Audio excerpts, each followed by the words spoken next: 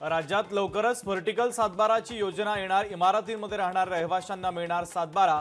रहिवाशांना राहत्या घरातील जागेचं स्वामित्व देण्यासाठी अनोखा प्रयोग। संगीतकार आर.डी. बर्मन यांची आज जयंती। ज्येष्ठ गायिका आशा भोसले यांच्याकडून अभिवादन। आर.डी. बर्मन यांच्या निवासस्थानी जाऊन त्यांना अभिवादन। सिंधुदुर्ग जिल्ह्यामध्ये आज पावसाचा येलो अलर्ट। जिल्ह्यातील समुद्र किनाऱ्याला उधाण। सकाळपासून अनेक ठिकाणी पावसाच्या सरी। राज्य महिला आयोगाचं वारी सुविधा मोबाईल ॲप। वारकऱ्यांना एका क्लिकवर सर्व सुविधांची माहिती मिळणार। महिला आयोगाच्या अध्यक्ष रुपाली चाकणकरांची माहिती।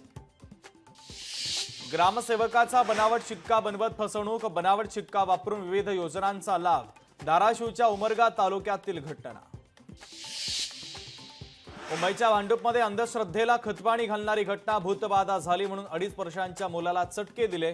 मुलाला चटके देत मारहाण केल्याचा धक्कादायक प्रकार। वारीमध्ये महाराष्ट्र शासनाच्या वतीनं चित्ररथ प्रदर्शन। शासनाच्या योजनांची माहिती पोहोचवण्याचा प्रयत्न।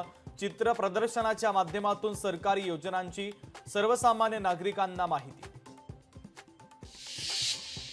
शेतीचा वाद आणि चुलत भावांकडून निर्दयपणे मारहाण। दौंड तालुक्यातील बिरोबाच्या वाडीतील धक्कादायक घटना।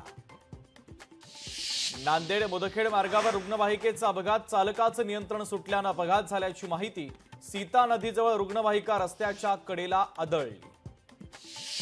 रेणुका देवी मंदिराची संरक्षक भिंत कोसळली। लिफ्ट आणि स्कायवॉकच्या कामासाठी डोंगर पोखरला होता। कंत्राटदाराच्या निष्काळजीपणामुळे संरक्षक भिंतीला तडे।